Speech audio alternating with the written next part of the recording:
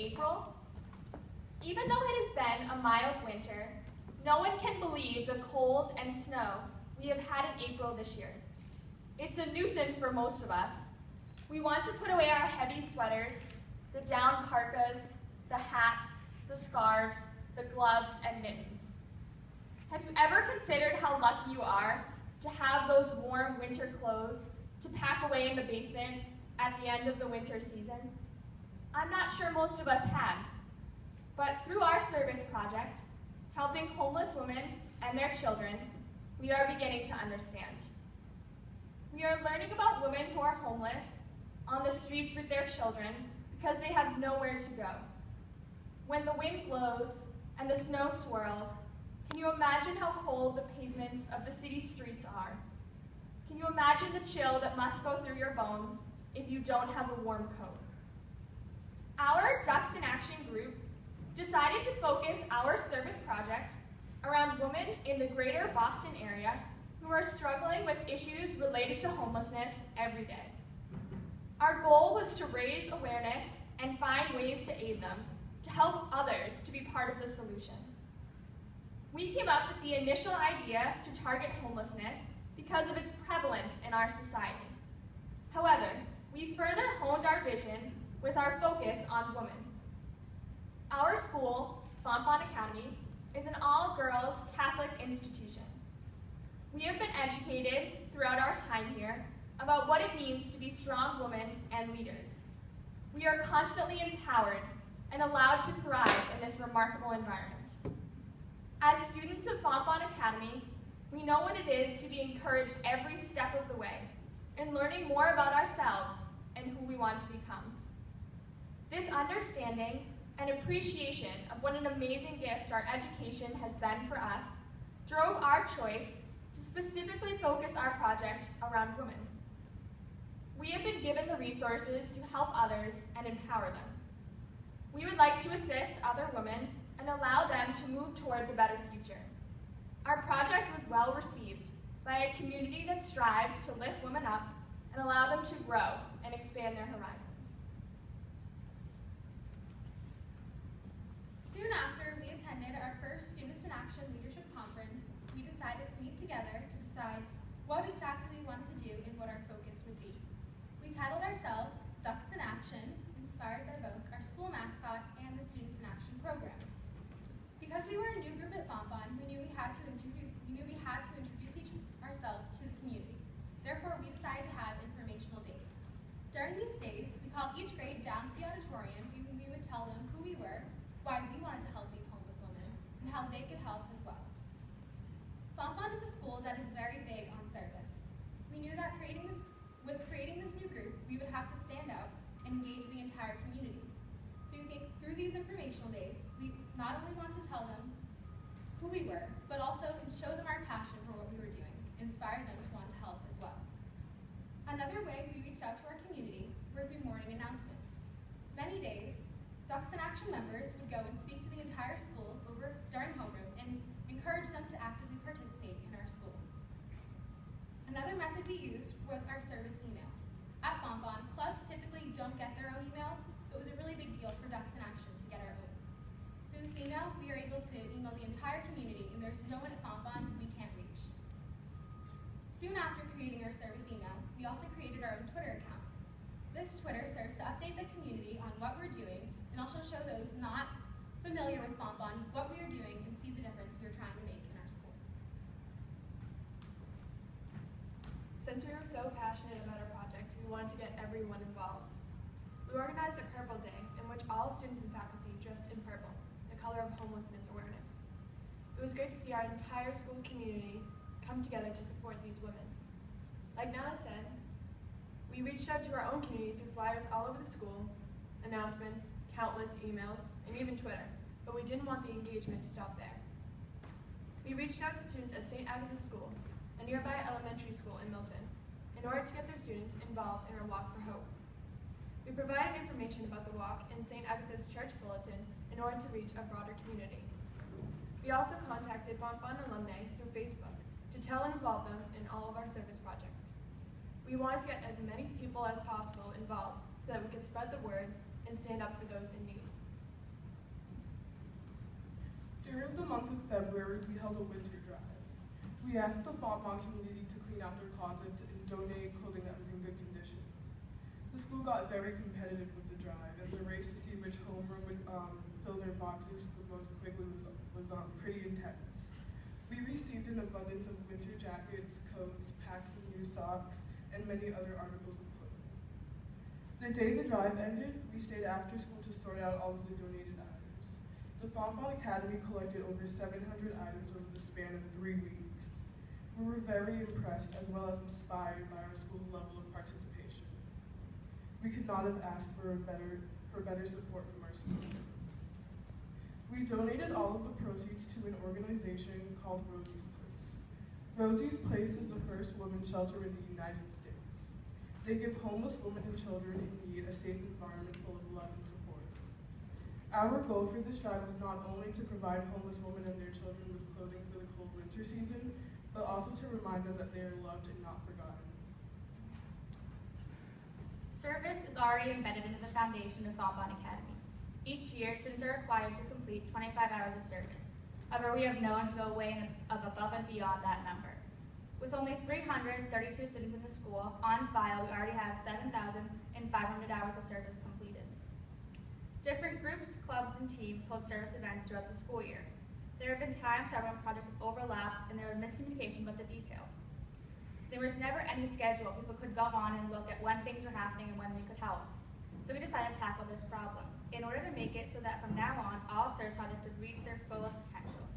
We took the time to create the Fontbonne Academy Service Calendar. We used Google Calendars so the entire school could access it. With this new calendar, we'll be able to keep track, organize, or easily plan and then notify students about service events throughout the school year. At any time, students will be able to access this calendar and see any upcoming and future events that we participate in. With all of the service that goes on at our school, we felt this was the best way to organize everything happening, so that from now on, every school project and Fontbonne holds will be as efficient as possible. The training we received during the SIA conferences gave our small group the tools to make big change. We learned about our personal leadership styles, which allowed us to play on each other's strengths. We learned how to engage others so that as leaders, we could make an impact in our community. With our newfound knowledge, we decided to split our group into subcommittees in order to efficiently develop our strong ideas. What made our group so successful was our commitment to our team and to our goal of helping homeless women and their children. We met in school, coming in early or during our lunch periods. We met outside school during our Saturday meetings at Panera. These meetings were filled with vibrant conversation and passion. Everyone's ideas and opinions were incorporated in order to create service projects that aid homeless women and inspire our community to do the same. When we first got together as a group, the idea of holding a charity walk was one that we all supported. We thought it would be a fun way to get our entire community involved in our service project. We decided to hold the walk in the spring so that there would be warm weather to enjoy and while raising awareness for a great cause. However, we planned to have our walk on April 10th, but the forecast predicted snow for that weekend, so we're rescheduling our walk for a date in May. Though we had an idea to have our walk, we weren't positive about where we would send the proceeds. We had already benefited Rosie's Place, an organization in Boston that aids homeless women with our winter drive, and we wondered if there were any other communities we could impact. During our annual Love Your Body Week assembly, the entire school community gathered to listen to a speaker named Jasmine, a survivor of sex trafficking. The bravery she exhibited while telling her story was inspiring and moving, and everyone in the audience was affected. She spoke about how dehumanizing sex trafficking is and what a dark, lonely place she was in and many women continue to be in today, even in our own backyards. Often, when we think of homeless people, we assume they're homeless because of some failure of theirs. However, they often fall victim to horrible circumstance like Jasmine did. Her speech reminded us that people on the streets are just that, people. It could be our moms, our aunts, our sisters, and even us. After hearing Jasmine speak, we knew that we had to get involved with her organization. Her charity Bags of Hope puts together items for homeless women. These bags include essentials like shampoo and toothpaste, but also personal touches like nail polish and cute socks to remind the women that they are important and loved and that things can always get better. We learned that the cost to make one bag of hope is $25, the amount we are asking for pledges. This means that every person who participates in our walk will have a personal impact. Your support of $25 will help a homeless woman. We hope to have great turnout from our school community through involvement of our clubs and sports teams and the greater community through STEM activists. The invisible people. In the city of Boston alone, the homeless population has risen 40% since 2007, and yet these people are completely ignored by society. As you walk down the street, what's the easiest thing to do when you see a homeless person? Turn your gaze, act as though you're on your phone, and blatantly ignore those who should have our utmost attention. The stereotype that homeless people are lazy, not worth our time, and not worth our energy is brought to life simply by our lack of eye contact. We prove to these people all their fears and insecurities. By not looking into the eyes of these people, we affirm their feelings of invisibility, that they don't matter in this great big world. A group of 8 high school students who can barely finish their math homework, attempted changing entire lives. But you see, what we've learned most in this great endeavor to help homeless women and children in our area is that it wasn't about what we could give physically, but the intangible that we could provide for these women. As our service project progressed, our mission was no longer to simply donate necessities or give money, but to give these women love, hope, and emphasize their worth. Along the way, we came to realize that the effect of physical homelessness was internal homelessness, a loss of identity, and a lack of belonging. The true solution for homelessness was helping these women to feel valued. Through our different projects, we were able to bring awareness to this prevalent societal issue. But not only did we bring awareness, we began to make a change. The winter drive was an incredible success, and people were able to empathize with the difficult circumstances during the depths of winter. The writing of cards to contribute to our Bags of Hope initiative connected those in our community to the hearts of these women. Notes were written directly to convey to these women that they were more than the stereotypes, more than the difficulty they'd come from, more than their lack of employment, more than their rejection by society, and more than their circumstances.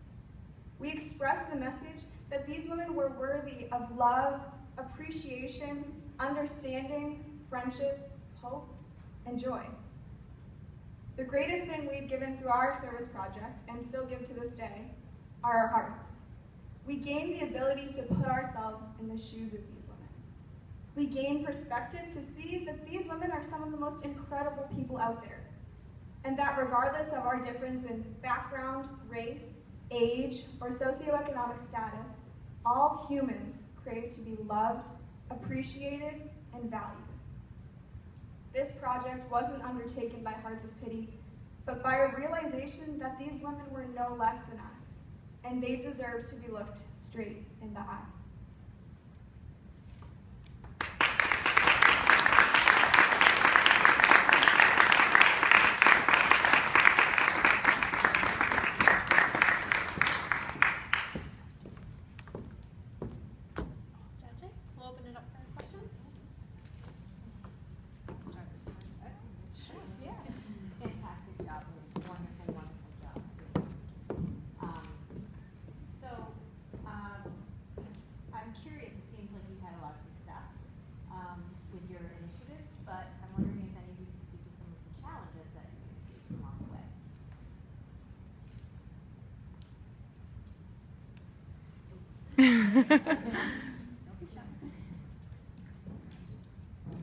Okay, so we did face some challenges actually, and it did take a little while for us to get started.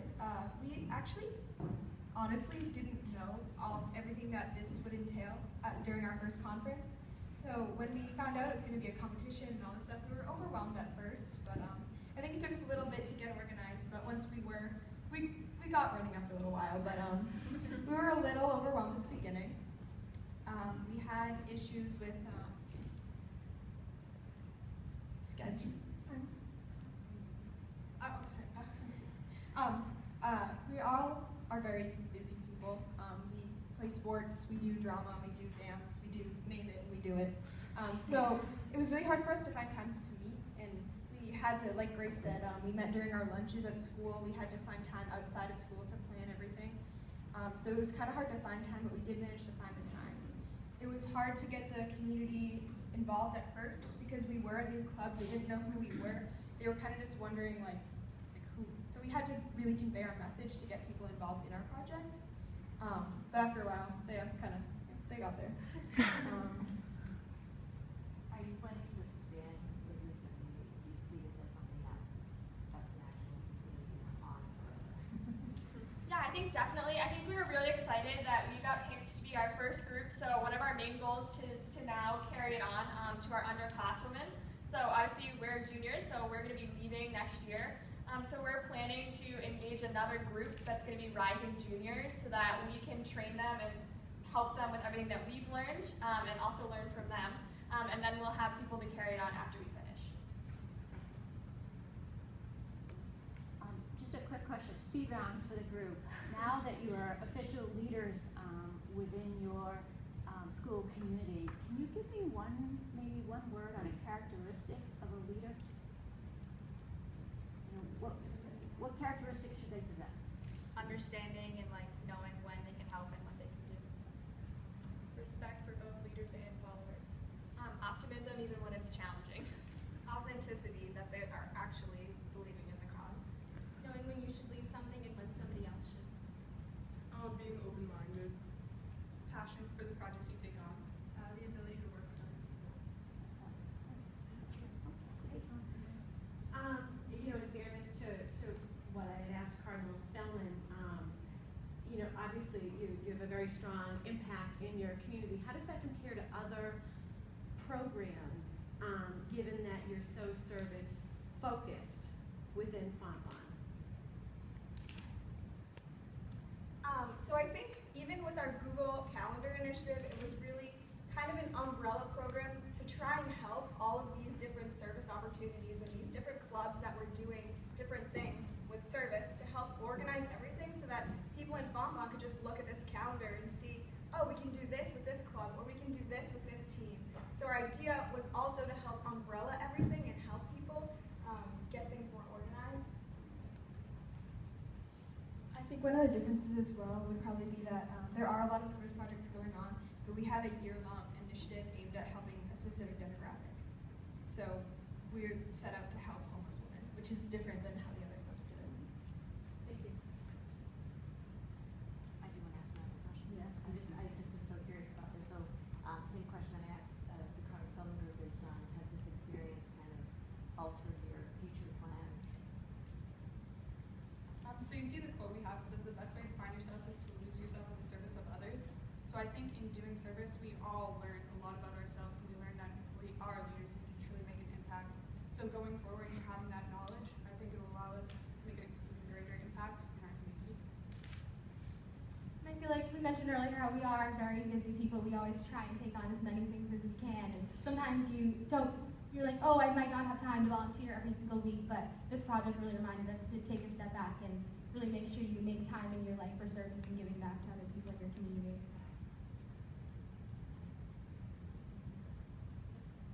Yeah, great. Thank you. Congratulations.